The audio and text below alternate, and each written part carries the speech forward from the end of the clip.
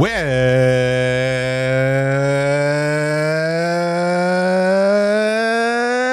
hello. That was a longer one. Hello, everyone. Welcome. Welcome to this broadcast. Mark de Jesus here. Bienvenidos, hermanos, hermanas. This is Sunday Live. Welcome, everyone, where we're going to do a mental, emotional, relationship health Q&A. We are going to get to your questions, all the good stuff of the things you battle and are struggling and wrestling through. Your brother from another mother and your sister from another mister are here today. We are here today, and we are ready to engage all things, your questions that you have. We want to help people to root themselves in the love of the Father and the grace of our Lord Jesus Christ. That is what we are so passionate about, in helping us navigate the emotions of life, to navigate relationships, to know how to work through our thoughts in a productive manner, in a fruitful manner, so much that we didn't get help with, we didn't get equipped with, and it's okay. Because help is available, grace is here. We have an opportunity to begin to relearn how we relate to our emotions and how we relate to our journey, because that forms the fabric of so much that we walk through and work through. So we love talking about all things from scrupulosity to OCD and all the subsets of OCD, perfectionism, depression, anxiety, mood issues, you name it. We love talking about it. We love addressing it. And I pray that in everything that we do, we will provide resource and help to areas that I wish somebody had talked about when I was younger. You know, how many of you feel the same way in the things you learned? I wish I learned this a long time ago. I wish I learned this back when I was a teenager. I wish when I was a kid I had this, right? Well, the grace that you can have is to be a blessing to those, giving them what you wish you had. So whatever that this broadcast or my materials helps you, share it with others. And let them know how you've been able to be blessed and encouraged in your own healing and freedom journey. Do me a favor, click that like button and click subscribe. That helps out a whole lot. You can also go over to markdejesus.com where you can support these video broadcasts. You can check out our books. There's a topics page that I have where you can get to a library of materials. I've done my best to organize past broadcasts and keywords and so forth. That is my dream, is to provide a library of blessing to people for their own healing and freedom journey. And if you specifically have a battle with intrusive thoughts, we do get a lot into that. There's a page dedicated to that, of OCD, Scrupulosity, Battlegrounds. And of course, get a copy of the OCD Healing Journey. It's a great resource if you battle with intrusive thoughts or areas that you spin out about. I also have a book on relationship OCD that I've come out with. Lots and lots of materials. And if you don't know where to start and you're new to this channel, you could start right here. You can actually get a free ebook, a free digital copy of this book today. And all you got to do is just sign up for our mailing list. And I promise you, I won't nag you. I send out a few intro emails, and then about once a week, I email. So those of you that have been on my email list, you know that. But you can get this as a free download today, Experiencing God's Love as Your Father. Highly recommend that, because it sets the framework for the God lens that we carry, how we relate to God, which then relates to everything else, doesn't it? So welcome everyone in the chat, and we'll get to a poll that we have there in just a minute. But I want to be sure to welcome the love of my life, the woman that this show would not be what it is in any way, shape, or form without the one that I cling to. She means more in this world to me. And ladies and gentlemen, I want you to know very clearly, that's not codependency talking. Ladies and gentlemen, Melissa de Jesus is here. She is in the house. Welcome, my love. Hello. How's it going? Let me bring this over here. Let me move a couple of windows around. It's great to have you here. Thanks. It's for some reason I feel like we haven't been here in a while. Yeah. Well, we did have a Sunday Live. It's so weird. We try to have a rhythm where we do a bunch of weeks and then we take a week off. And that's true. You know, it's just a reminder to remain in rest. And forgive me, I have a couple windows go ahead, babe. Forgot to put open here. You know, it's actually when we have our days off, we pretty much just lay around, watch movies, do nothing, and it is the best feeling. Yeah, and it really is. For me, it's a reminder that, you know what, God's got it, and you know, it's not that big of a deal, right? You know, because when you get in this kind of thing, you can kind of come under the pressure, or at least I do, of like, you know, getting content out and there's this pull from the algorithm that I'm fighting. I fight back. Right. It just wants you to keep churning and churning and churning and churning and churning and churning out. Then people are burnt out and having breakdowns and all that kind of stuff. And it's not like, good. no. So anyways, okay. I think I just wanted to get Rumble situated here. Are we good? I think we are good on Rumble. Is Rumble good? Okay. I think so. Yeah, just checking here. Yeah. Good checking, not bad checking. Okay, so ladies and gentlemen, I have a poll I'd like you all to participate in. And those of you that what's doing with it. and those of you that are listening later, you can comment in the comment section when the broadcast replays. All these broadcasts on both Rumble and YouTube play after the live is over. You can go ahead in the comments and put your answer here. What do you do? And these 4 answers are not helpful answers, but they're things that we fall into when it comes to intrusive thoughts. And intrusive thoughts being those disturbing thoughts, those confusing thoughts, those thoughts that come in. They come in all different shapes and sizes. What is a kind of go-to that you find yourself doing? Option 1 is shove it down, pray it away, go away kind of thing, right? Like that kind of either shove it down or you try to like get away from the thought, right? As quickly as possible. 2 is you interrogate it, like you're trying to break it down. Where did this thing come from? You know, what's going on here? What's this about? Where'd it come from? What happened? Is this me? You argue with it. No, I don't want to do that. I don't want to, that's not me. Or you debate it. You do a lot of arguing back. Number 3, do you perform some kind of ritual to fix it? I mean, do you have some kind of like prayer routine that if you feel like if you don't do it, if you don't call somebody, if you don't confess it, if you don't do this, then danger is going to happen, or you're going to make this worse. Or this is a very common one as well, too. Number 4, you seek reassurance. You search it out online. Am I a murderer? Am I a sexual deviant? You know, did I commit the unpardonable sin? All those things. Or from other people, like you talk it out with other people. I am curious as to what the poll will show. Yeah. And I think, what it'll bring out. I do think, too, that I was thinking about it, and someone did post. I say I do all 4. It depends on what it is. Right? Right? You could cycle through them. Yes. You could try one, that didn't work. You go to another one. I feel like I need to order them. Like put it in like number 1 would be this, number 2 would be this. Yeah. So maybe this would be helpful in clarity. What's your common first response? The first thing that will happen? I will say, unfortunately, sometimes I argue with it, like I debate it in my head. Yep. Then I'll try to like shove it down, like just stop doing that. And then I'll maybe try to talk it out with you. A ritual to fix it. To feel better, to feel like, okay, now I can land because I did this thing. Yeah, that would probably be my last thing. What about you? Yeah. I think I could follow that same order. Yeah. I think it's like, I think the one at the top of the list, like the shove it down, pray it away kind of thing is a very, very common like first response. Yeah. You know, it's like, you know, then it goes down to the interrogate kind of thing of like, what's going on? What does this mean? And because I'm very highly wired to examine, I like deep dives. I like to research. I like to kind of get into it. Then I'm like, where did this come from? What's the source of it? Let me go back into my family history. Let me study my genealogy chart. Who did this? Right. And then, then it's the seek reassurance from people. And then finally, I got to find some kind of thing to fix this. Right.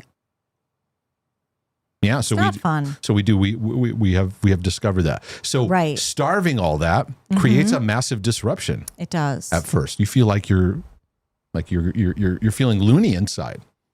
You do. If I don't do something about this, there's catastrophic consequences that come into play. If you don't take this thought and now do something to neutralize it, to make it stop, or to get it to go away, then catastrophic things will happen to you. Right. All lies, all not true, but our feelings tell us that. Right. Yeah. So you just want that feeling sometimes just go away too. Yeah. And so carrying it. And so that's the dilemma that we're in. With it's not just OCD, it's in all mental health, is that we're chasing a feeling, right? Oh. And it's revealing we need equipping in how to deal with our emotions. So true. But in a lot of our upbringing at home or in the church or sometimes, a lot of times both, It's like, stop following your feelings. Okay, there's truth to that, but it created a negative relationship with feelings. So now we're not equipped to deal with storms, and then the storms hit, and then we're doing all these things. And I feel like there's a high level of this kind of hypersensitivity, I'll use an old term, neurotic relationship with our thoughts. That Christians can have. We're searching the meaning of it. It has to mean something, and that lack of equipping comes through.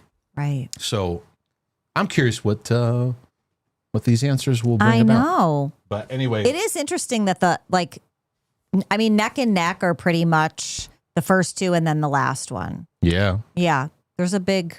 I wonder if perform a ritual to fix it will be the lowest one, because it is right now. Yeah. I wonder if that'll be the lowest, because that happens later. That's true. A lot of times, not always. The end. Yeah, that's like the end stage. You're right. Yeah. I also have an update to share with you. Oh, what is it? So it's been a long journey. But the church lady took our advice, and she's going on a date with the church gentleman. Okay. Oh. Yeah. Okay. Yeah. Well, how did it go? I don't know. We're going to hear back. Oh, we're going to hear back. Yeah. Okay. Yeah. Oh, I can't wait. Yeah, I would like to know. Oh, this will be very, we'll be on pins and needles waiting. Because she was like, I'm pretty 100% sure, brother Bishop Mark, that we are going to be unequally yoked. I'm pretty sure, because so far I'm unequally yoked with everyone. No one is as yoked up as I am with Jesus. So it's pretty untouchable. But for the sake of this healing and freedom journey, and apparently I have emotional issues where I need to learn how to relate to intimacy. Okay, I will date this knucklehead. I mean, whoever this wonderful brother is that you have. so anyway, Oh, goodness. So we'll see. There is I can't wait to find out how it went. Oh, goodness. You never know. He may wear out the rough edges. Oh, who knows? That is so good. Who knows what love can do, right? That is so good. But he's not exactly very loving himself. No, so, but I feel like he can hide it really well. He's got a cool Mo-D kind of thing going on where he's like slick in his southern, Well, yeah. Now that you bring that up, Sister Melissa, sometimes I just like to take my King James Bible and a cigar and sit out by my fire pit. I hope my cigar isn't offensive, but I just let the Lord speak to me and show me all the despicable things in other people's lives that I need to, unfortunately, just go up and with the love of the Lord, confront how sinfully depraved they are, and that's good. just lead them into the right path. That's just all I want to do. I just want to... I couldn't finish that. Oh, gosh, that's so good. That's so good. So good. So anyways, my love, why don't you greet the chat? I got a lot of questions here, a lot of topics yes, we got good stuff. I'll be getting into today. Look forward to, I'd like to get to a lot of these if we could, because there's some good content. But go ahead and greet the chat, and then we'll carry on here, shall we? Get my music. There we go. All right. Welcome, everyone, on Facebook. For those who watch now and later, welcome. Rumble. Hello, Abby Ploop and Mr. Janata. Thank you so much for keeping a little eye on what's happening in Rumble. What's and everybody going on, else. Janata? Yay, Janata. All right. Let me go over. What? The poll is in my way. Dismiss poll. Okay. Let me go up. Okay. Hi, Marty. We're so glad to have you join the Heart Healing Overcomer community. Awesome. Benjamin Webb. Hello. True Narnian. Welcome. Luke Braganza. Jean Parrish from Spartanburg. Hello. Hi, Anna. Hello. Katharina. Eric. Where am I? Matt and Nellie. Hello from Texas. Oh, it's Nellie from Texas. D Balloons. Hello. Hi, Eric. Also, welcome to the Heart Healing Overcomer community. Let me go down here. Sweet Southern Janet. Hello. We have Linny helping us, doing such a great job being a mod. We just love her so much. Hi, Victoria. Tanya. Hello. Miss B. you. Hey, lady, how you doing? Hopefully you're good. Let's see here. EC, hello. How are you? Mick Allen Foster, hello. Let's go down. Cecile, Kesha, 24JC, Leland, hello. Time Walker, hello, Mr. Craig. How are you, sir? Avia Pearson, hello. Samuel, Chow Knight, hello. Samuel. Where am I? Hi, Timmy, Chelsea, Crystal, Judy, Rachel. I'm going to just zoom to the bottom. I feel like I'm having a hard time today. Okay. Oh, what just happened? Okay. Judy, Melanie, hello. Irina, Jamie, Joseph. Hey, it's Rachel Grace. Hi. Teresa, Devotionals with Jessica. Hello, Victoria. Lusanda, John. Abicinati. Hi, Sue, Precious Daughter, Sarah, Tabitha, Kid Ron, Rebecca, Elvina, Darian. Okay, Crystal, I think I got everybody. But here's the thing. If I missed you, I'm sorry I missed you. And welcome. We're glad to have you with us on this fine Sunday. Right on. This is fantastic. Thank you, my love. It's great. I'm going to get into these questions. I got a number of topics I'm going to dive into and appreciate many of the questions that came in because there's some good topics to cover. Many of them need to go through the resources and do some good searching. In fact, you can even go through previous Sunday lives. If you go on YouTube, you can do it directly and look at all the lives there. But you can also, if you go to the library of topics, in there's actually a Sunday live archive there that you can go into and check those out. So it give you an opportunity, do some searching, go into your whatever kind of search engine you use, and it'll help you find, because I do cover a lot of the topics that people go in. And many that come in are bringing out intrusive thoughts. A lot of them, and need scrupulosity, OCD kind of teaching and protocols and help. And there's a lot there, a lot that you can navigate and go through. So anyway, the first question's about regret. Let's talk about this. Mark, I was watching the video, Do You Ruminate About the Past on YouTube, and found it very insightful, which would be very helpful to the question here in talking about how to relate to your past. So as I was processing the video, a question popped up in me. Well, what about regret? How do we take regret to the Lord? I mean, I can't seem to find a scripture so far where it says, bring me your regret. It does say, stop dwelling on the past, for I'm doing something new. But what about regret? Also, I could very easily see how regret and shame go hand in hand. But is regret something that we must bear till we go home? Wow, that's heavy. Like, we have to just bear it till we go home. So regret is a sense of remorse or sense of disappointment. It has a sadness to it about something in the past, about how you handled something, a choice you made, something you did, something that happened to you. And so there's two routes that you can take with this. One is a condemnation, shame route, and the other is a sober grace route. And I'm going to tell you where those pathways lead. I'm going to tell you the grace pathway where that would go first.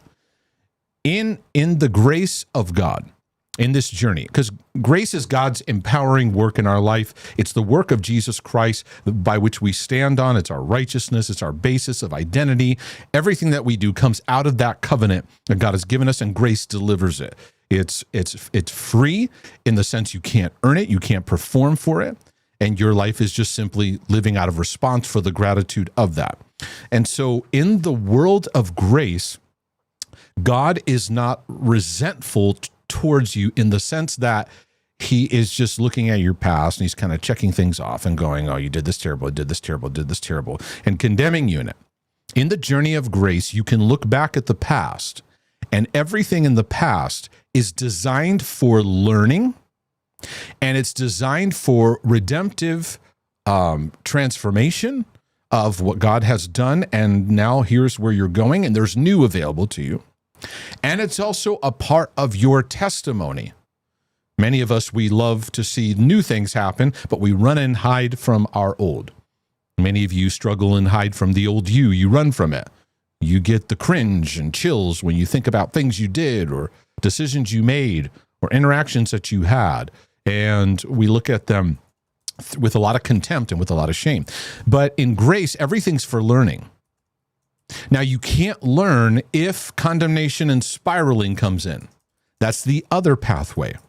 Having a sense of regret over something, over maybe you're a parent and you go, man, the way I parented my kids, there was a lot of unloving patterns. Or maybe you look back at a job that you left and go, you know what, I left that and it was an impulsive decision. Or you spent too much money one time or many times, or you misused some resources, or something that when you talk about it, you have these feelings of regret. It brings out how we relate to God. Now, it's common that we can have an initial shame hit, shame attack, and that's the work of condemnation. So shame works under condemnation's effect. Under the umbrella of condemnation, you have shame, you have regret that gets unfruitful, toxic guilt, right? Because even guilt, you can have a sense of like, oh, that wasn't right, and it can serve you. But a high percentage of the guilt that we deal with is a toxic guilt because it just keeps us spinning. There's no learning in it. In the grace of Jesus Christ, everything's for learning because everyone in the Bible was messed up, jacked up, broken, goofy, in every way, shape, and form. Stuff you see in the Bible could run circles around the stuff that you've done, and as far as like bad decisions and mistakes. But we see the faithfulness of God throughout it all. And so the regret that comes under condemnation is never-ending torment. It's just constant reminders keeping you spiraling it. And this is the sneaky thing that it does. It tries to get you to fix yourself. Condemnation works under the law. And so it points out your sins, failures, mistakes, struggles, and puts a spotlight on it. And it wants to get you to do something to quickly fix it, to then make you better before God. But it's a trap. It's a religious trap. Because you follow that, you try to make it all better, but then it hits you again, or it hits you from another angle. And now you're in this guilt, condemnation, kind of performance-driven hamster wheel. Whereas regret under grace, we starve those compulsive activities and we go, okay, God, your love has not changed for me right now in the presence of this realization. Your love for me hasn't changed. My standing with you hasn't changed because of this realization. I am in Christ. So as I continue to rest in that, and I'm going to starve my behaviors of trying to do something and fix all this stuff. I'm just going to keep anchoring myself in what your word says is true about where I stand with you because of Christ. And in that, I want to learn. And so I noticed that in my interaction, like growing up in church, and as I began as an adult to really understand grace in a better way. And I don't think I began to embrace grace in a very meaningful way until I was in my 30s. Seriously.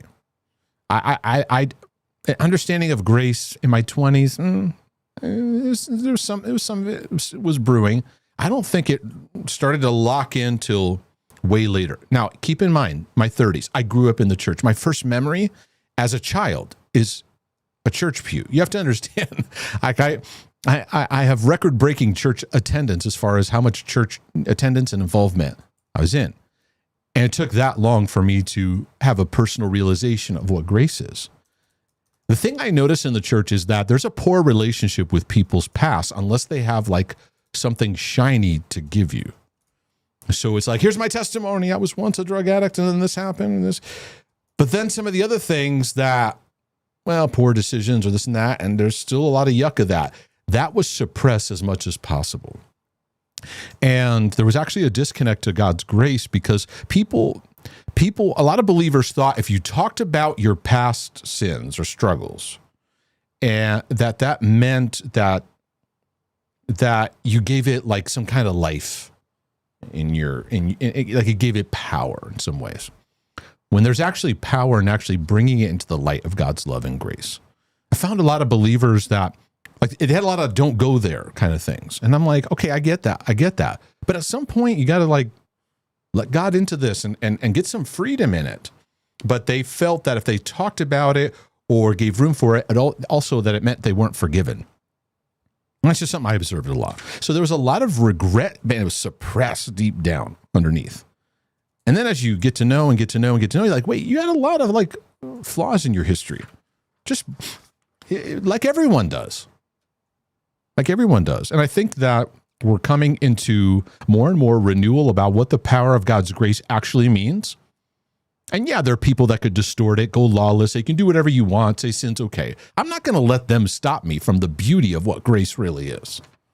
But there's a place of regret, just like when Paul talked about sorrow. Sorrow can go into different directions. So I would look that up in Corinthians, where he talks about godly sorrow, the world's sorrow that just leads to death. That's a condemning, and he breaks down. I even taught on that in one of my videos. You can go look it up. But it's important, and I use the word learning, but I also use the word sober. Yeah, I'm not denying it happened. It happened. But I'm not going to go into shame attacks and catastrophically react to it, even though we tend to have that pattern. I'm going to learn to get into sobriety, to see it for what it is, because your painful history can be informative and helpful for your present and your future if you will allow grace to have its work. Without grace and shame takes over, it's like it feels almost impossible to work through stuff in the past. And that's why it's so important to process it and invite it and welcome it and say yes to it, because there's so much resistance to it, so much unworthiness that we feel and we struggle with. And your past and your struggle is informative and helpful to other people. So everyone who's benefiting from what I'm teaching and what I'm doing, do you know it's my past being processed? And all the goofy stuff I thought, and all the goofy stuff that wasn't helpful, and all the swirling and spiraling and spin cycles. Instead of like suppressing it, hope it'll go away, I'm going to use everything I learned. So that's where regret can go. It can go in either directions. But once the sadness or those disappointment feelings come in, man, the shame grabs it right away and takes over. That's why we need learning and we need teaching. So anyway, you said, I'm suspecting to think that regret might just be a tool the enemy used to keep us focused on ourselves via torment. It can keep you focused on yourself, and in a very unfruitful way. Also, if there's such a thing as healthy shame and unhealthy shame, could the same exist for regret? I'm also wondering the health, if there is, like, in the sense when people talk about healthy shame, that talks more like having no shame at all. When people are saying that, means you have no sense of respect for right and wrong, like a shameless sense they go into that. But I also don't believe in then having shame to be a driving force in our life, if that makes sense. I'm also wondering if oftentimes regret might tie into unhealthy, unrealistic expectations that either we or other place on ourselves. Yes. Yeah, and people with OCD, perfectionism, they have a lot of regret because their standard is so intense and so high. There's no grace perspective given for themselves. So anyways, you say you try to look for it online. Is it tied to forgiving ourselves and so forth? Yeah, forgiveness of yourself is a part of it too. So I pray that helps and be a blessing. The key is keep walking in grace. I highly recommend my series on grace too, by the way. Next year, sometime, Lord willing, the creek don't rise, I'm going to get into mercy and do a deep dive on mercy. But that grace series is so important. Don't just listen to it and go, yeah, I listened to it. Let it wash over your heart. Document what you learned. Journal it. Because it's a very important insight that we need. This one is spinning in Scrupulosity, Religious OCD, and the question has to do with, will it stagnate my faith? Hey, Mark, fan of your channel. I really enjoy watching your videos a lot. I just had a quick question. It's never a quick question. Regarding religious OCD, regarding religious OCD, or what some call salvation OCD.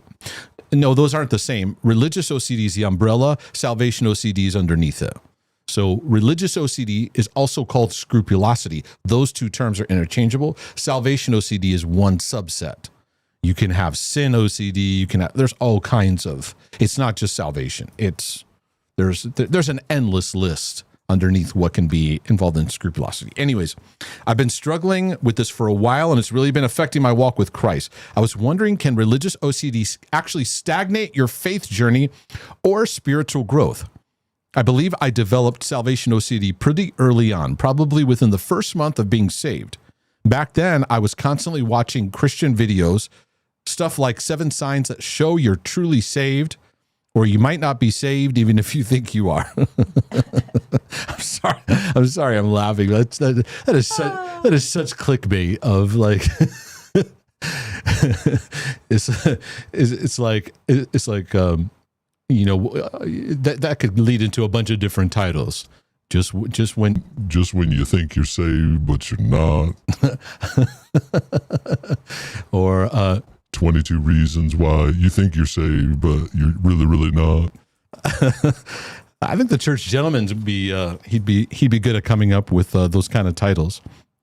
And I think that what started feeding this obsessive pattern, every time I watched one of these videos, I would leave feeling scared, anxious, and convinced that maybe I wasn't really saved. Now, I'm going to guess you had obsessive compulsive influences in your life before you got saved.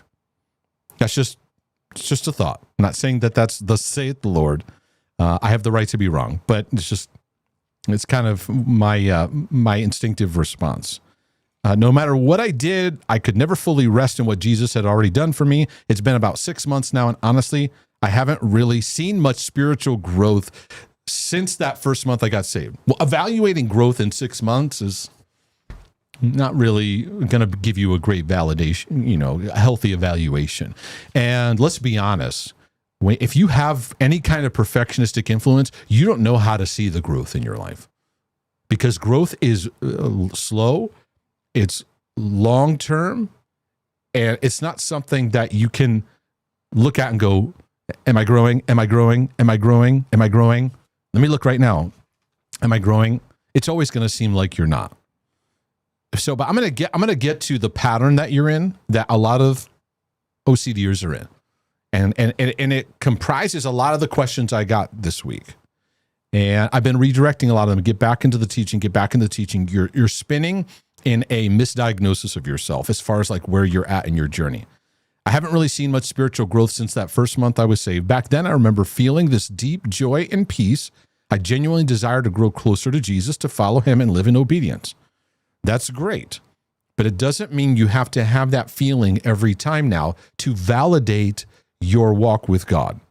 Because it seems to me that obsessive compulsiveness was right there to now hold you to that. You got to feel that thing all the time or something's wrong. But ever since the salvation OCD kicked in, it feels like all the joy and peace have just been drained out of me. Now it's mostly fear and doubt. To make things worse, I've been battling some recurring sins lately, and every time I fall, it just amplifies the questions in my head. Am I really saved? Which, by the way, most of the time when people are writing this, it's pornography. It's some kind of like lust thing that makes them feel this. Just letting you all know, because a lot of the questions come in, it's that. When people say, I've been sinning lately, they're either catastrophically looking at something with a microscope in an unfruitful way, or it's some kind of sexually related thing that they feel incredibly unclean. And so because of that, they feel they've separated from God, and it validates their OCD distortion. I'm exhausted mentally, emotionally, and spiritually. Yeah, that's what OCD does. So I guess my main question is, can salvation OCD actually block or stall spiritual growth? So what you're doing in your question is you're trying to validate what it's saying. You understand that? Will it stagnate my growth? And then it's going to prove that I'm not really saved. So this is how it works. You have your religious OCD theme, which is like you're not saved, or you've committed the unpardonable sin, or whatever it is. Messes with your standing with God. So doubt and anxiety and uncertainty come in, right? And you spin. So here's the problem. It creates hesitancy, avoidance, procrastination, not moving forward. Okay? That's what OCD does. It creates avoidance. And for religious OCD and scrupulosity, the avoidance is not moving forward, not stepping forward in your faith. You're rechecking and rechecking and rechecking that initial doorway. It's like you're standing in the doorway and you won't let yourself enter in because you're checking the door frame and checking to make sure it's really the right door, making sure you really stepped in. Okay? So this is a natural thing that happens with hesitancy, procrastination, avoidance. It creates immobility. So you don't move forward in your walk. You stay in that kind of perpetual not moving forward. In that, things start to get stagnant because water is meant to move. And when water sits and sits without water flowing in and flowing out, what does it do? It gets stagnant. It's what the word really speaks of. All right, it starts to smell, it starts to get swampy, etc. So what does it need? It actually just needs, the water just needs movement. Once the water gets movement, it starts to get healthier again. It starts to get a whole different, the whole composition changes. Where if you look at a swamp versus a river, right? So in that, an OCD or those sees the stagnancy, and instead of just opening the river up and letting it flow and moving forward, they go back to the beginning, the distortion. I must not really be saved. I must have the unpardonable sin. Okay, so let me walk through that again. You have the doubt and the obsession that comes in. I'm not saved, unpardonable sin, blah, blah, blah, whatever it is. Doubt and uncertainty, anxiety heighten. And because of that, the anxiety and the doubt keep you from moving forward. So you have this immobility now. You're not just moving forward in your faith. Okay, I'm just going to keep growing. I am saved, but I'm just going to keep moving forward in it and moving into the further things of God. It doesn't let you do that. So then you feel stagnant. Why? Because there hasn't been movement. You're stuck on the same subject, checking. So then you look at the stagnancy, and what does the stagnancy do? It verifies the beginning. You are now in a classic scrupulosity loop. Over and over and over again. So people write to me and go, I'm depressed. This must mean I'm not saved. This must mean that sin I committed was so bad. It's all lies. It's all lies. But because we're chasing that feeling, we're trying to resolve our doubts by chasing a feeling, we're conditioned that this is the reason. And it leads us into classic misdiagnosis over and over and over and over again. And so all you who are weary and heavy laden and depressed, change the yoke. Jesus didn't say, take my yoke upon you because you're not really saved and you've committed the unpardonable sin. Get away from me. I never want to speak to you again. We got to change the yoke. The weariness is extra yokes that are on you and it won't let you move forward. So any steps you take forward, so you go, okay, I don't feel that feeling that I felt when I got saved. Okay. Just like a married person, they get married and then they don't feel that feeling that they maybe had on the wedding day or on a certain day or whatever day. They don't have that. It's okay. Keep moving forward. Don't feed catastrophic responses to low emotions. Don't feed catastrophic responses to low emotions. See it for what it is. Keep growing, keep walking, because you actually, if you take your interrogation off and maybe give it 2 years, you'll look back and go over 2 years and go, yeah, there's some growth here. But you're at a 6-month check-in and you're going, I have that feeling. Okay, don't read into that. Move forward in your faith now, because your checking is creating this stagnant feeling there. So, I pray that speaks to many of you, because I think that's a big part of the journey. Whenever somebody feels stagnant in their life, it's usually some kind of doubt, anxiousness that's put them in an immobile state. They're afraid to take a step forward. They have interference, they have resistance to take a step forward. There's fears back them in. And it's very easy for us in our modern day living. We look for convenience because that's what our life points to. Convenience. I have nice lights I can turn on. I have air conditioning or heat if I need it. I have comfortable clothing. I have a seat that's comfortable, right? I didn't have to go fight a war today. I didn't have to go chase my dinner and kill it. There's so many conveniences in our life. So when things get tough, it's very easy for us to fall into these patterns to just kind of bubble up our world. We hate the OCD thought, but we fall back into it because it's what we know. And it's a very common pattern that will go back to what we know, even though it's toxic. We'll stay in the sewage instead of just opening up the water and go, the water needs just movement now, right? What has been received in needs an outflow. And many times what breaks it open is just taking a step.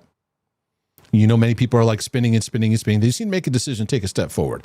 The waters are getting swampier and swampier. You just need to take a step forward. Or you need to take your head up and look out and bless someone else, serve someone else, quickest way to get out of your head is to do that anyways. So I pray that is received and put into practice. It's really, really important. Can I read a quick super chat? Yes. Okay. Go ahead, my love. While you're reading, I'm just checking 2 questions because they're kind of similar. Okay. This question is from Miss B. Miss B. Thank you for your super chat, my dear. Okay. Is it unrealistic to have a Christmas dinner with our entire family, including parents who are divorced and some are remarried? My siblings find it difficult having to juggle multiple dinners every year. Mm-hmm. So it's like multiple family dinners. Mm-hmm. Yeah. Yeah, that's a pain. Well, here's the thing, right? Like trying to have everybody go to one when they have step parents, there's Right. in-laws, there's Right. like, yes, it is unrealistic to try to do that. Sometimes some years, maybe you can, Right. if it works out. Yeah. I can see where like families get really torn over this and fight. Yeah. Because it's like, we want you with us. We want to have time with you. It brings us to a fundamental problem. Christmas pulls everyone to have a perfect experience to when there's been many, many broken patterns. Yeah. And like, let's all make this now a beautiful Right. thing. Like, let's do Christmas and get the feels of all the feelings we haven't felt all year or for the past 20, 30. Yes, that's it. Let's make this amazing. Yeah. And then the pressure's put on all the kids, usually. And everybody who's cooking and all the things, and let's to make have it to, like, perfect. yeah. And it's not going to be the pressure that we put on holidays. You did a video on this, I think last year, About the holidays. I've been talking about the holidays ever You since. have, but you did ever a since I specific got video. into like healing and freedom work 20 years ago. I've been writing Yeah. about the holidays because I would see it over and over again, where Mm-hmm. like people are very, very lonely. They had to go through a divorce and now they're dealing with that, but they want it to be better at Christmas. Or people that have, you know, they have a lot of pain, and the holidays bring that up. And Yeah, and they- us OCDers, we want to feel the feelings. We Yeah. want to feel it. Yep. Anyway. Yep. So there's not a perfect answer, but I want to bring out the root heart issue, and it's not a perfect solution. You try to do what you can. You try to be reasonable, and there are times you go, okay, I'm trying to do this, but I can't do all these 3, 4, 5 things and all over here. Here's what I can do, and I want to be able to say hello and Yeah, and enjoy the ones that you get to be with yeah, and make it fruitful. yeah, And recognize what their challenges are, maybe in conversation or making it nice, and you make it nice. Bring a game, do something that you know that can yeah, make it better, lift Right. everybody's spirits. I don't know. right. But don't have a like unrealistic expectation because everybody has those blues after. Who doesn't? Yeah. Or just go, I'm not doing any Christmas. Forget it. We're not doing this anymore. I'm kidding, but sometimes you feel like that, right? You do. There's so much guilt that comes along with it. There is. But we put so much pressure on it because we Yeah. want to feel like we have this amazing family. Yep. Who doesn't? Yep. We all want that. Yep. We all want the Hallmark movie. Right. We do. Right. Hallmark movies are nice though, They are. but they are movies, Yeah. and they all have these happy endings. Yeah. Everything's Especially the Christmas ones. yes. I want to live in the town that they create for those because it's like amazing. Yeah. Yeah. We watched Fred Claus last week. It's my favorite movie, like my absolute favorite movie. And I want to tell everybody, we put up our Christmas tree. Oh yes, it's all happening. Yeah. Our Christmas tree is up. Our house is decorated. Lights. Lights are outside. Yes. My deer are lit outside. Yep. November starts. It's all happening. November. It happened. Yep. But we watched Fred Claus, and I have this thing when I watch it, because it's about family. That Yep. whole movie's about family. When they go to the North Pole, I want to live there. I feel sad. Like, I feel like I got gypped that I didn't live at the North Pole. Do you know what I mean? So let me get this straight. You're sad that you don't live at a place. That's not real. Yeah. Yes. Gotcha. Those are my unrealistic expectations. I gotcha. That's great. No, but my point is it just looks like you feel amazing. Yeah. So that's what I would like. Yeah. I think we run So into if you that. could make that happen for me in the near future. Yeah. I think we run into that with Thanksgiving, with Christmas, and birthdays. Christmas is the big one, though. It is. Mm-hmm. It is. And yeah, we'll talk more about that. Yeah. And we'll have our family celebration soon. Like about a month from now. We'll do our Christmas send off. We'll get the kids in here, and we will never know what they're going to say. Yeah, we'll have to try to show people at some point too how tall Max is. It's pretty crazy. Yeah. You know, good idea. Maybe we'll do like a picture that we can all stand up. So sweet. Yeah. Our Max. Yeah, absolutely. All right. Anyway, okay, go ahead, Boo. The reason I was kind of like fussing over this, because I think this one kind of goes into the same thing. But let me just bring it out anyway, because this is the person who wrote backsliding as the title. There's a lot of questions coming in about people being really harsh about where they are in their faith journey. And the common denominator in all of it is it's very catastrophic, and it's not producing fruit. And it's such a big sign that God's not perpetuating this.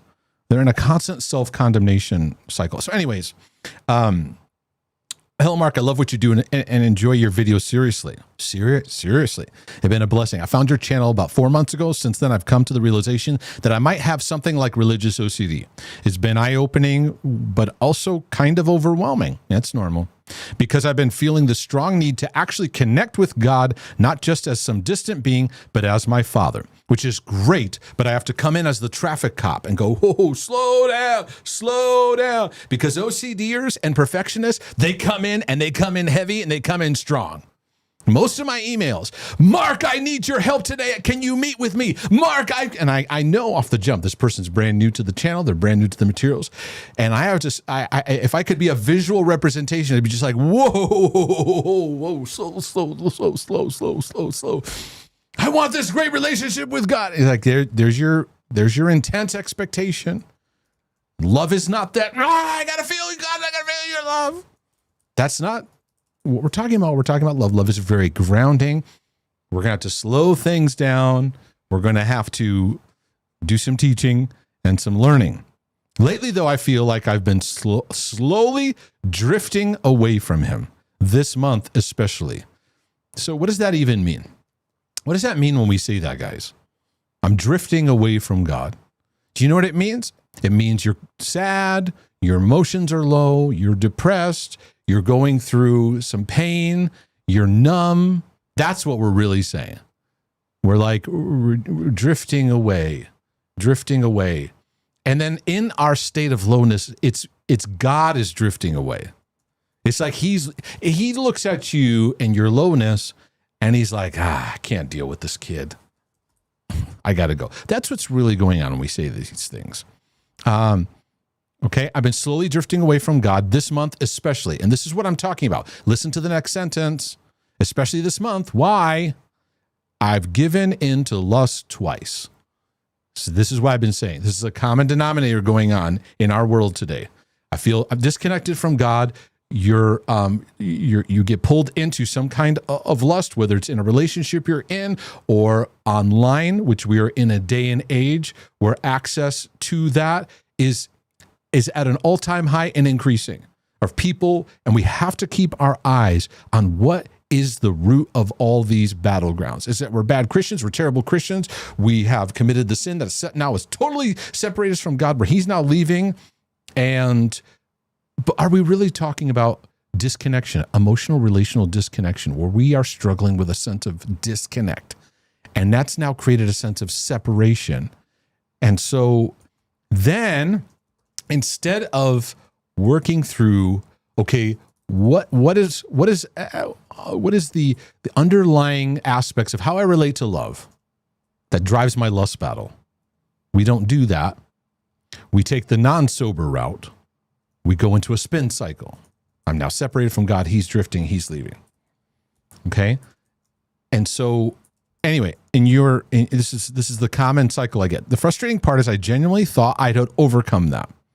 So then, this is our relationship with sin and battles. I overcame it. Now I'll never have to deal with it and face it again. It's getting us into a trap. Journey mindset, folks. Stop this like I'm over it, and now I'll never have to deal with it again, because then you're going to beat yourself up the next time it shows up. Okay. It's discouraging because I thought I was growing, and now it feels like I'm sliding backwards. I watch a lot of your videos about relating to God as a father, and I really try to put that into practice. But yet the way that I'm getting the flavor of what your practice is, it's about your performance. I try to put it into practice. I pray, I talk to him, I remind myself of who he is, but I don't feel like I've seen much change. It's high performance, high perfectionism. I keep getting stuck on this idea that if I don't feel God's love, then I must be doing something wrong.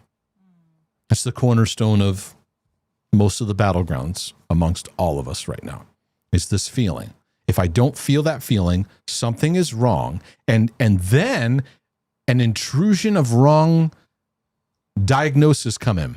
Oh, it's because of that thing when you were a kid. Oh, it's because you did this, or because of that thought that you had, or it's because of this thing. It creates a list of sins, and any believer that listens to a thought that says it's these things in your past and your history that has now separated you from God, we are now giving into this lie of separation, that God has left us because of something that we did in our journey. So it slowly dilutes the power of God's loving faithfulness to us. So you're going to have to confront this lie. You're going to have to sit in those moments where you go, yeah, I don't feel connected to him at all.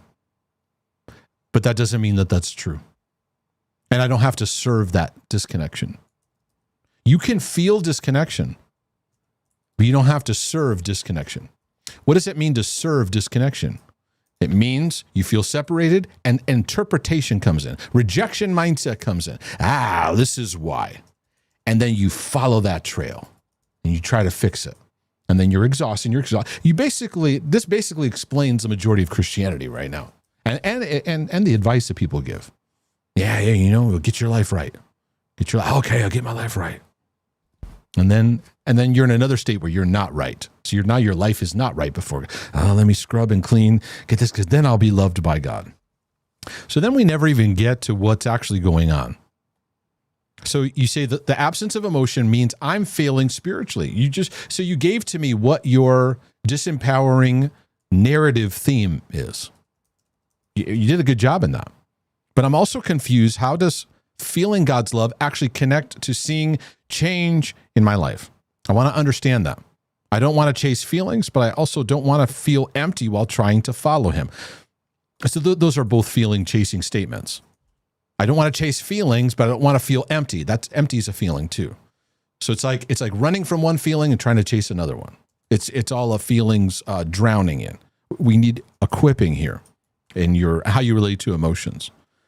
If you could share some practical ways to actually connect to God in love, I have plenty of resources. You can go to my marktasius.com/father's love. I can give you that. Go scroll on that page. It's just endless stuff there. But you know what the problem is? If I respond to your question, I'm going to put you in another performance cycle. What you need to embrace is that in your goofiness, even in your mistakes, he's still there. That's the power. He's there. He doesn't just disappear because you're messing up, whatever that means. So I hesitate to just give you this, and this, because it's more like hamster wheel things you're going to jump into, not receptivity. It's learning to go, I'm loved right now, even though I don't feel it. That's actually the first step in the journey. I don't feel it, so what? I feel empty, so what? I don't feel loved right now, so what? I don't mean so what in like demeaning it. I mean so what in like interrogating it. I'm not going, so what, you feel empty, what's the matter with you? It's not that. It's more like, so what? It's okay. It's okay. It doesn't have to mean anything right now. Keep walking forward. This actually will lead you into a greater revelation of love, because love is not driven by ups and downs. It's a stable anchor. Because you said, I'm genuinely trying, but it feels like I'm all over the place.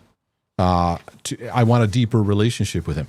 Well, the deeper is in learning what love is versus the feelings that we chase or the catastrophic ditches that we are constantly reacting to and trying to perform our way out of them. So I pray that'll be a help. I have a lot of ROCD questions that I've been directing people either towards my book. I have an ROCD page I developed where I did all the common questions that come in. But I'll entertain this one because it does also bring in confusion over sexual orientation, obsessive thoughts. So, but again, where's that? Yeah, you want to check out this page. markdasus.com/relationship-OCD. There's a whole resource page there. And I even renamed the Q&As so that they have many of the keywords and stuff, the spinnies that people spin about. I have a question about sexual orientation, OCD, and ROCD. I do not have a formal OCD diagnosis. However, after watching your videos and doing research, I feel like I can relate to almost all your resources regarding OCD. I recently got engaged of my boyfriend of 6 years. I know, a long time. We started dating in high school and recently graduated from grad school. We began discussing and preparing for engagement in April. I began to pray for us to have a stronger relationship with God and for us to become prepared for marriage. You're never going to be fully prepared for marriage, by the way. You just got to walk through it, and then you got to get you in there, and then it's real. Then you start working on it. That's where the real work happens. About a week before going engagement ring shopping, I began having intrusive thoughts about old problems we had in our relationship, coming back in the future and affecting our marriage. Okay. It's very common because you entered a new transition. When I say transition, it's a new stage. At each stage of commitment in ROCD, it's going to flare. It's going to flare the anxiousness or doubt or disturbance. So you be prepared for it when it comes up. So that means deeper commitment, dating, moving into meeting the parents, or being public, like other people knowing you're dating, engagement, ring shopping, premarital counseling, wedding planning. All those are stages where it's going to spike up. The wedding day, and then people are like, oh, I need to feel this thing on the wedding day. Then after the wedding, there's stages of this you're going to have to learn and work through. So that's all. You're having a spike there. We discussed my worries. I felt better about moving forward.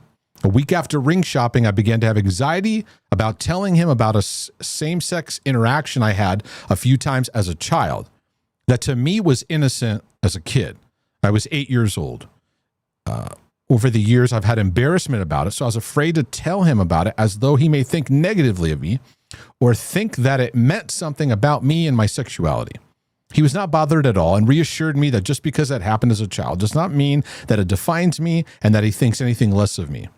However, the thinking about how anxious the same sex made me led me to have intrusive thoughts about questioning my sexuality. It's a common thing that happens with those kind of intrusive thoughts. And in this kind of scenario, it pulled from something in the past and tried to give extra meaning and ammunition to it. And so, of course, it's happening as the relationship is taking another progression. You're going to engagement shopping. So here's the challenge here. You went to your fiance or boyfriend for reassurance and it gave you, oh, I feel better. It's okay. We all do it. We got to recognize that can now lead to a trap where now you're going to need constant reassurance seeking. So I'm not against getting assurance but just be aware you do it once and you feel better. You're going to get hooked on wanting to do it over and over and over again. And it becomes a compulsion now. That feeds the thought, makes it stronger. I had one situation like this when we were younger and I wanted to tell him, but it eventually went away after I broke up with him. Okay, so years back you broke up with him because the thoughts questioning my sexuality were so intrusive, I did not know what to do this time. The thoughts came back for longer and more intense. I do find now sexual intrusive thoughts are at the top of the list of the common intrusive thoughts people have. You have to understand. It's like of the top 5, if I was to lay out the top 5 topics, just off the top of my head, some kind of harm, destruction, and something sexual related, right? And then you have like the faith related topics like salvation, sin, unpardonable sin, so forth. If I sat down, I could outline more. But these, you have to realize that this is the most common intrusive thought, is some kind of attraction to someone else of the opposite sex, some attraction to the same sex. And so then when the intrusive thought hits, the brain looks for an association. So you hit this transition in your relationship. Hey, it's getting deeper. We're engagement ring shopping. And in that step, it's like, yeah, but what if you're a lesbian? That's very, very common that this happens. Even in a new relationship or meeting somebody, you go to shake somebody's hand and have an intrusive thought, grab their rear end or something like that, or some sexual thought. And what happens, it causes you to withdraw. It causes you to go back.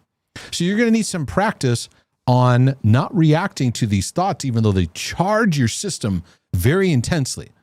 They especially I can tell by your reading, like this causes you to, intrusive thoughts cause us to really spin out, not because of the thought, but the emotional charge it brings to our system.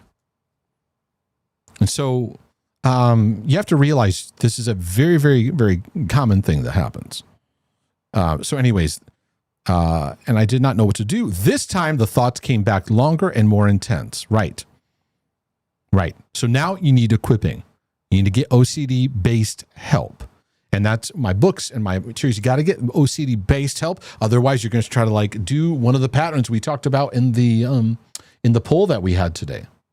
Of which, how are we doing on the poll? Yeah, it's pretty spread out. You can do the shove it down, pray it away, interrogate it, argue, debate it, do a ritual, seek reassurance. You're going to fall into those kind of things. I have intrusive sexual thoughts about people of the same sex or questioning my identity that lasted for about 2 to 3 months, and I went into a deep depression. Right, because you're convinced these thoughts mean something. They mean something, not because of the information they're providing, because of the emotions they charge in us. Remember, this is a distorted relationship with our emotions. These eventually went away. I began having intrusive thoughts about a guy friend who I never even liked. I have to say, but there's no more room. I had to put a limit on the forum, guys, because the questions were getting way, way too long, and it was life story, so it's causing me to condense it a bit to help people get to the point a bit quicker. So you need OCD work. That's what this is bringing out. And I have 2 resources exactly helpful for exactly what you're going through. However, my battleground is getting people to step into the work, because people, when they come in, they just want to be rescued. They want to feel better and go on with their life. And I'm like, I hate to tell you, but there's a new journey that you're going to have to go into and learning how to relate to your thoughts. So with that said, my love, do you have anything that you want to bring out as far as any? I do not. Okay. I'm going to get into a tough one. Oh. The reason I say it's a tough one is because I've seen it enough times. It's heartbreaking to watch and see the pattern of it. So I'll get into it. And it has to do with with an adult child cutting off their parent and what's coming out of that. I'm at the end of my rope since February 2025. My son's entire personality, habits, and relationships changed when he became involved with a CR group in his church. I'm assuming you mean Celebrate Recovery. We have only spoken to him, seen him 2 times this year. He's 32. Okay. And at the beginning of this year. All right, gotcha. He has cut off his brother and other friends. This situation has me under so much distress, it is affecting my health. And I'm in counseling for this, but there have been no improvements. What? No improvements in what? In the relationship? Yeah, because there's so many directions I can go into this. Let me just try to flow here. But I'm looking at your statement. There have been no improvements. I'm assuming you mean improvements in the relationship. It's very common for a parent with their adult child, and there's a breach. The parent goes to counseling and therapy. Their number one goal is to fix the situation. But really, the deeper part of the journey is learning how to work through the painful emotions that you're experiencing, where your adult child is not willing to be reasonable and interact with you. But when we go to, it's like when people have come to me with this, it's heartbreaking to watch. They're looking for a bunch of magic levers to pull to fix this thing, because it creates a free fall in your heart of despair. This is a very troubling pattern that I'm seeing.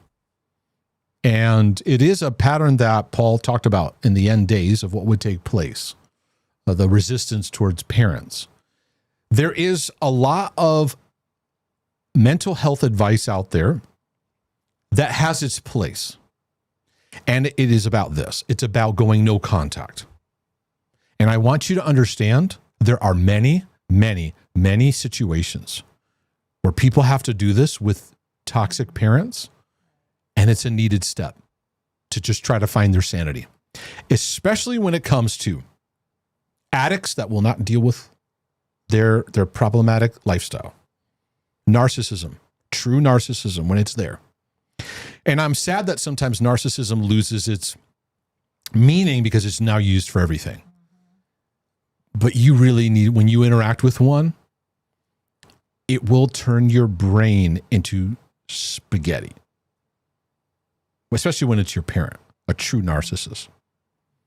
So I will not let the misuse of it steal the validation of this is a true problem that we have to recognize. There are times where having a boundary with a parent in a significant way, where you get a break from interaction, can be warranted and can be needed. I know many personal situations where it was needed in order to walk into a healing journey. However, there is this dilemma where I bumped into parents where their adult children are not speaking to them. But it doesn't make sense. And I'll tell you why it doesn't make sense, because the parent is devastated and they're going through millions of hula hoops.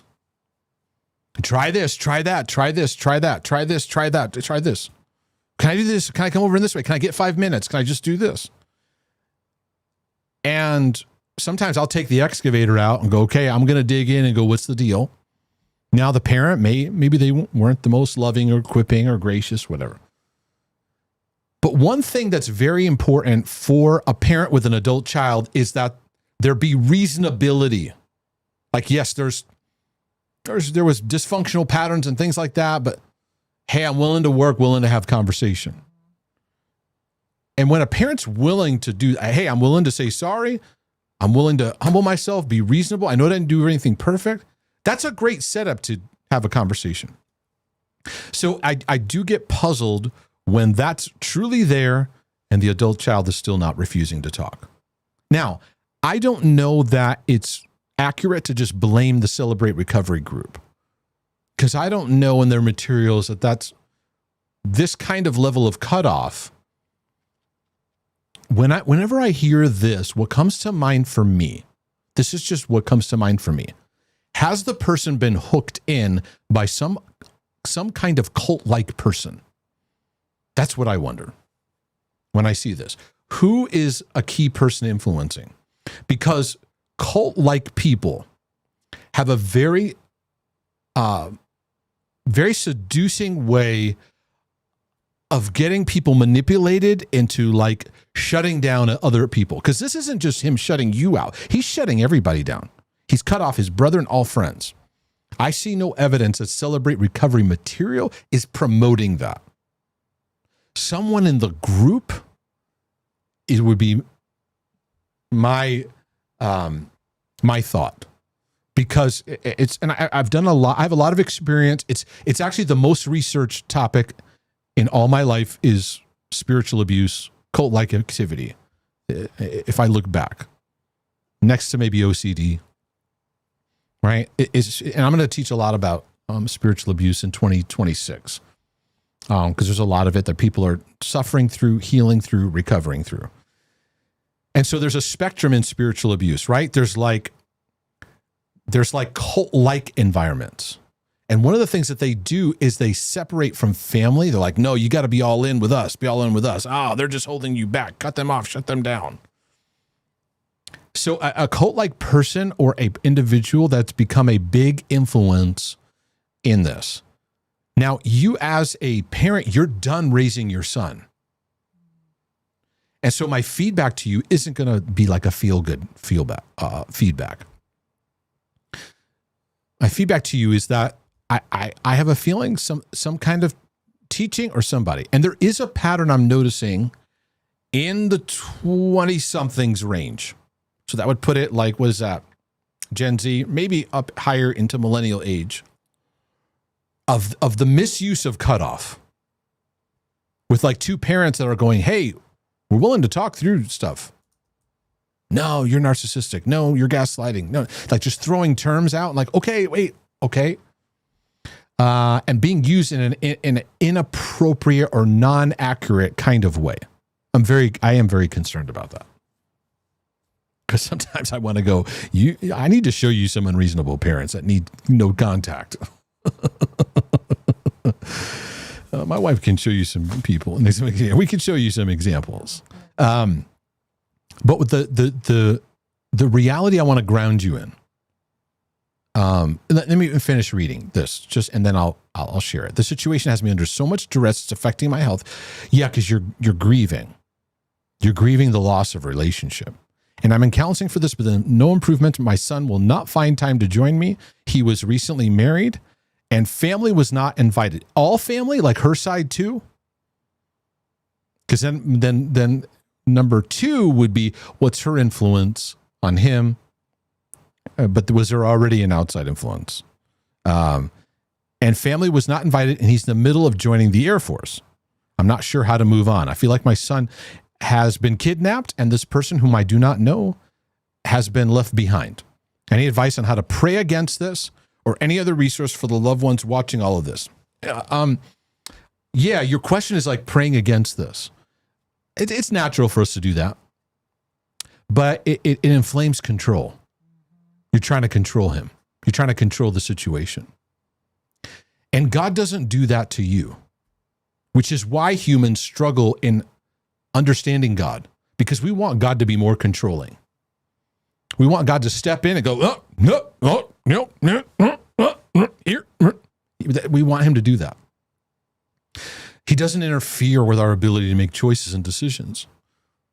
So what you're experiencing is the grief God often experiences of people who absolutely reject him after endless pleads and works of grace to bring truth. So my counsel to you is you have to let yourself go through this grieving process. And the grieving process ends with a place of acceptance. But this isn't like, I got to go feel better.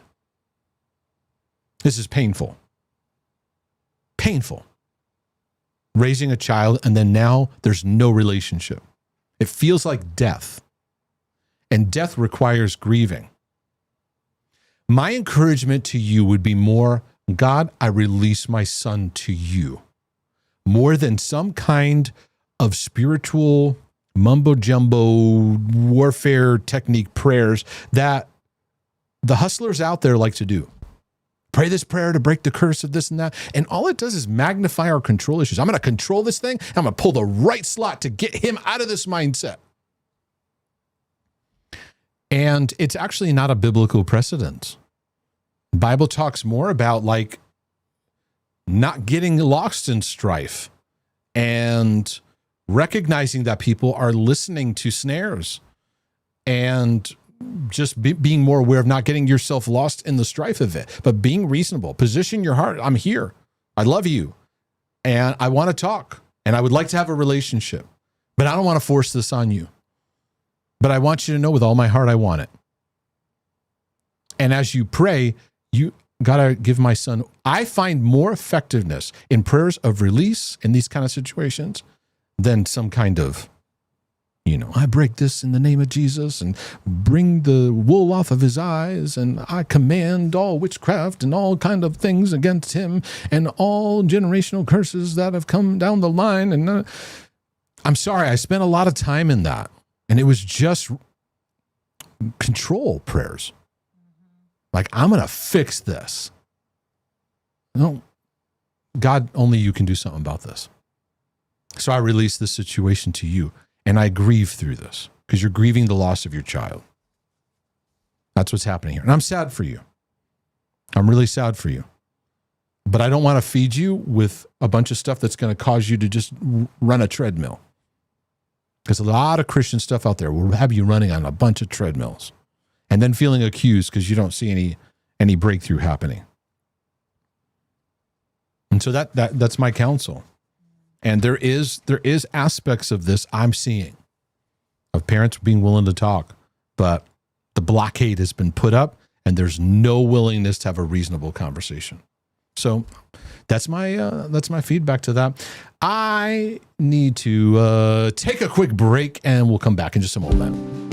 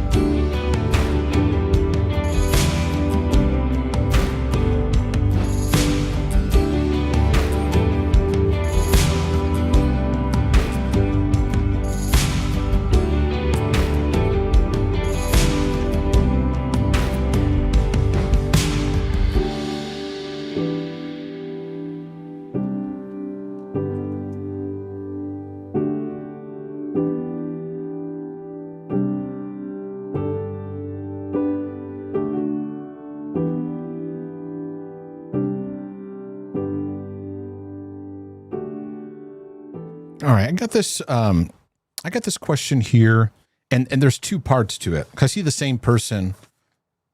Let me just see if I can. Well, I'll walk through both of them. I'll go through both of these, and we'll see where I can give you some feedback with it. This is a guy he's writing about receiving comfort from his wife. He's a dad too. And he's going through a lot here. Let me see if I can just give some feedback to some of the stuff you're writing. Hey, Mark, do you think it's okay or should your spouse nurture you by holding you and telling you it'll be okay when you're having a really bad episode or breakdown? Yes, it's totally fine. It's great. However, it can become something that becomes a compulsive reassurance-seeking. You see, there's an aspect we have to recognize too, that you receiving love from your spouse is great, but there's a neediness that can take over. And when you become needy, now it becomes like this all-you-can-eat buffet that never satisfies kind of thing. You just continually, like when you go to all-you-can-eat buffet, and it's just like you just keep going and going. Just imagine like never feeling full.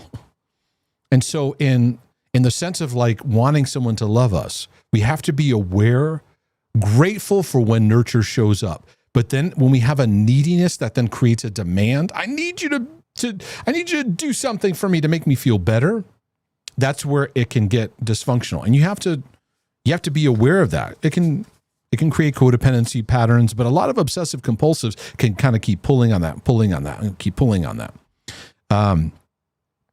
So for context, I'm dealing with PTSD and very emotionally dysregulated and getting these terrifying feelings of fear and a strong sense of feeling extremely unsafe, a sense of rejection and abandonment from God, and they bring me to tears. My wife is amazing and extremely supportive, and I will sometimes go to her because I don't know how to cope, but she isn't very nurturing. She's more of a tough love. She believes that because she's my wife and because I'm a grown man, she shouldn't coddle me. Yeah, I can understand that. I can understand that. I'll be honest, in my journey, I'm very, very grateful for my wife because she's very, very, very nurturing in the sense of how she responds to my struggle. But however, I cannot take that for granted. There's been times she's also very tough in a good way, where there's been times where she's told me straightforward, like, all right, you got to figure this out. You got to like step up to this. There is a place where a woman may have to go, dude, you got to man up and face the dragon and pull out your sword and fight. There is an aspect of that. But I don't know. I'd have to kind of get a sense of, is your wife, like, are we talking like she's totally like ice, you know, in the sense of like, doesn't hug you at all, doesn't do anything at all? It could be something that she needs to work on too. Like there does need to be some aspect. Like you mentioned later that you have kids. I'm curious, does she hug them? Does she embrace? If she ice with them too, that would be a concern. And that would be an area that I would think she could stretch and grow in as well. But the sense of like, you know, nurture doesn't mean coddling. What are your thoughts on nurture from a spouse when you're dealing with trauma, emotional flashbacks, or having a really bad breakdown and feel like you need help calming down? I get the sense that one of the questions I have for you is, are you reacting to medication or reacting to coming off medication? Because I know that you said, because that can be a factor here too. If I put myself in your shoes, first and foremost, my wife is not my source when I'm dysregulated. I got to learn to relate to myself in renewed ways.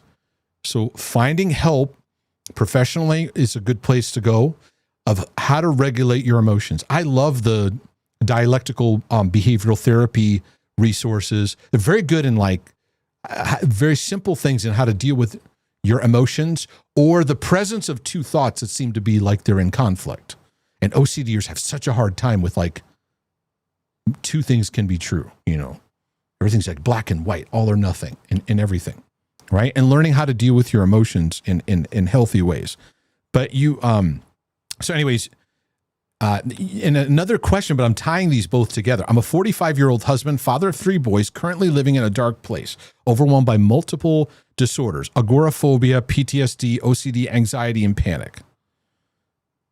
I would tune into the PTSD and OCD, what the PTSD really is about.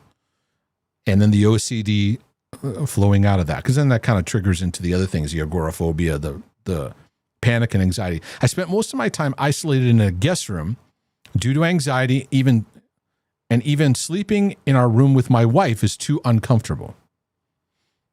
So you have to recognize too that takes a toll on your wife. It's not blaming you. It's not shame. You have to recognize too that takes a toll. Because I know you mentioned about her being nurturing too. She may be having to go more strong and at times maybe even more masculine as protection. There's a lot you're battling here. The anxiety, hypervigilance, and constant feeling of impending doom prevents me from interaction with my boys. Even trying to join my wife after work often ends in a breakdown of tears. My life is dominated by health anxiety and a profound, deathly fear of all medical situations, doctors, hospitals, and body sensations. Minor physical sensations scare me. I deal with cardiophobia as well. All leads to squeamish reaction and fear of fainting. Okay, so far, to just kind of put this in perspective, you're dealing with OCD. Everything that you're talking about is obsessive compulsive reactions. I actually think that OCD is a bigger bracket of influence in mental health than they statistically show. I'm fully convinced of that. I hear people telling me their diagnosis, and I break it down, and it's like all that is OCD, and they're off over here in this other topic, this other area. I thought of needing medical attention and leaving the house is terrifying. I have a long history with medication, including being on 14 different antidepressants over 20 years. Yeah, that's the part that sticks out to me. I did a long talk on the Christian and mental health medication, and it's such a challenging subject to talk about because the majority of Christians go into shame when they're on medication. So they're spinning in shame about it. But at the same time, we have to be sober about the truth of what's going on, because we've been sold this thing about a chemical imbalance, and it was a way to market the drugs. It was. It's not my opinion. It's just what happened. They found some hooks and loops in it, threw some stuff together, and now it's become a way of life. And that's how we talk about mental health now, right? You gotta get your chemicals balanced. Because we've been taught that you have these levers, and when you take a pill, the pill goes in and takes the lever and flicks this and puts this back in its proper space. And so you said you had a difficult addiction to Klonopin. When was that? Because that's a benzo, right? Yeah, that's a benzodiazepine, and everything. So it's hard to even navigate through everything you're talking about, because I go, are you having drug withdrawal symptoms, or are you having side effects issues? 14 different antidepressants over 20 years. It's like people just playing dice with your health. Here, try this one. Here, try that one. Here, try this one.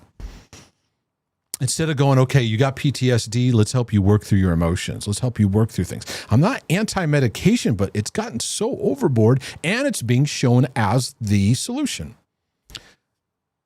Get a diagnosis, get a clear diagnosis, which then leads to, then get this medication, then you'll be all set. We have a bigger issue at hand than those things. We need mental and emotional equipping on how to deal with the past pain. I'd encourage you with your PTSD, go through the book, The Body Keeps the Score, and slowly process through it. Go through my trauma stuff and my materials. But OCD is a big overarching reaction here. So that's going to make your emotional ups and downs cause you to act compulsively. You had a traumatic reaction from discontinuing Cymbalta 3 years ago, which I believe caused my current PTSD. Okay, so when you're see, this is the part when people say my PTSD, sometimes I got to ask, what are you talking about? Because it sounds like what you're describing is a massive reaction of getting off a medication or getting on one. My nervous system is still adjusting. I've suffered from years of exhausting, vivid dreams every night, leading to anxiety and brain fog. Just so you know, these are the stories I hear from people coming off of benzodiazepines. And there's massive support groups, and there's people. There's a doctor there's a couple doctors out there I was following that help this. There's a guy from Australia. I forget his name, but if you write to me, I'll send you it. He's on YouTube, and he does a lot of work with helping people to wean themselves off. But it's not about just weaning yourself off. It's also getting equipping and help, because there are times where medication can be helpful for a season, but folks, they were never meant to be long-term permanent things. That's a fact. They were never meant to be permanent things. They were meant to help bring stabilization, so that then as you get help, you start to learn, and there's rewiring and learning how to relate to your pain, your emotions in helpful ways. I'm tormented by religious OCD. When I try to connect to God, I break down feeling abandoned and rejected. This builds on a background of growing up without a father, being raised by a narcissistic, perfectionistic grandfather, which contributed to my inability to hold a job, finish high school, or even learn to drive. I met my wife in 1997, and our long history has led me to being codependent on her. You're the only teacher I can listen to. Your videos have helped me understand my struggles and feel less alone, especially as I deal with residual church hurt from radical word of faith churches. Yeah, that's not going to help. But I can see where the toll has taken on your wife too. She's had to cope in living with this. So your question starting off with her nurture, she's probably had to be a strong, hardened person to be a tough soldier. With okay, come on, because there's arrows flying all the time. But my counsel, beyond just what I shared about medication, OCD, and your coming off of drugs and things like that, is how you react to yourself. Self-regulation is important. Of like, hey, my body's off, I'm going through some things, and learning how to have a renewed relationship with yourself, because you're looking outward for help, but the outward help can only help so much. We need to develop an inward help within us. Greater is he that is within us. He's not out there coming to us. Greater is he that is within us. I have to learn how to connect to that in how I relate to myself. So what would it look like for you to be a nurturing presence to yourself when you're spinning and not feed your cycles? Because we need to move you towards sobriety in the sense of like, you got a wife, you got 3 kids, right? That's my motive every day of my life. My wife, my kids, and what I leave as a legacy. That's my motivating factor every single day. So on my worst days, if my mood's off or this is off or I feel like, oh my goodness, I'm in a bad place, I anchor myself back to my love for my wife, my love for my kids, and love for anybody that I can be a blessing to, that I want to leave a difference. If it's 10 people, that's fine. If it's more, whatever. Those are anchoring kind of things. And when your wife gives you feedback, whether it's super loving or nurturing or not, take it. Don't let yourself go into shame attacks, because that's what we'll do. Oh, I'm the worst. I'm terrible. And those are the moments to go, sober up, soldier. Sober up. Nope. Receive it for what it's worth. You're important. But you got a journey ahead of you. This ain't going to be fixed next month or by next year. It's going to take some time here. Just withdrawal from drugs, some people take years coming off of it. And Is again, that Tim Fletcher guy? Is that who you're talking about? no, he's from Australia. Oh. Tim Fletcher's from Canada. Oh, that's right. Tim Fletcher, all right, I'll find it if people are asking. I don't know a lot about him, but he does this kind of work. Because there's a lot of people that are, do you have any, it's Dr. Joseph, but it's spelled Josef, the Taper Clinic. The Taper Clinic, I think it's taperclinic.com. And again, this is not like an official endorsement. I started listening to him and it's like, yeah, he has some good things to say. I think I heard him on Dr. Drew. Oh, yeah. I think I've seen him. You can't go to it because you spelled it wrong. Yeah. But you see their Taper Clinic, he has like a membership. So I don't know what that's all about. But take it in a grain of salt, okay? Like I said, I heard him talk on Dr. Drew. I like Dr. Drew. He says some good things. He deals with addicts and recovery. I've always liked his sensibility. Yeah. And so he had him on, and I was like, there's some good stuff. And I watched, I want to say a couple videos. But the pharmaceutical industry has areas where it's gotten out of control. And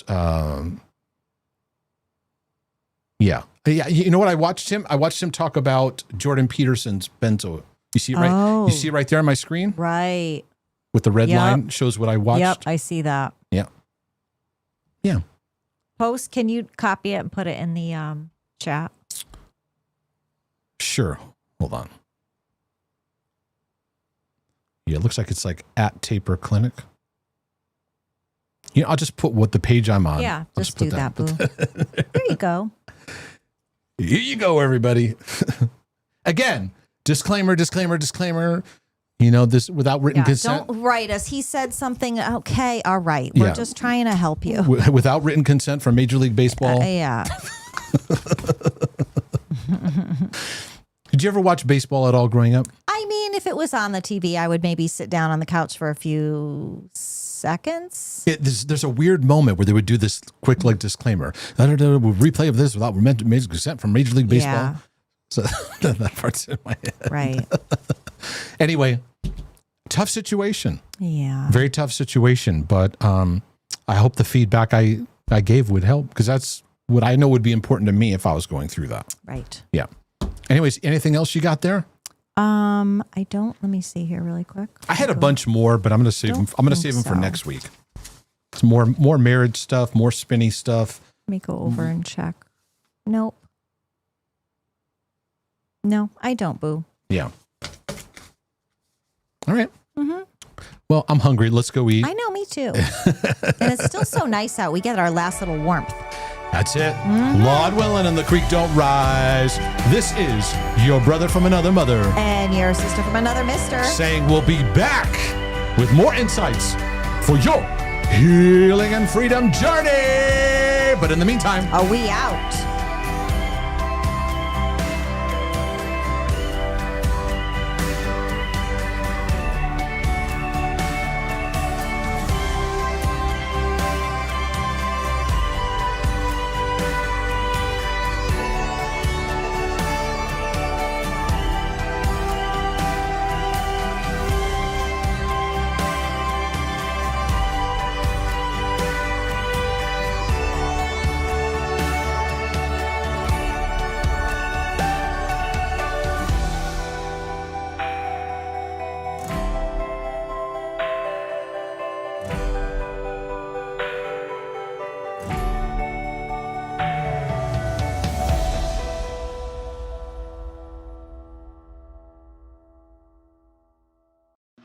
Love you, Daddy.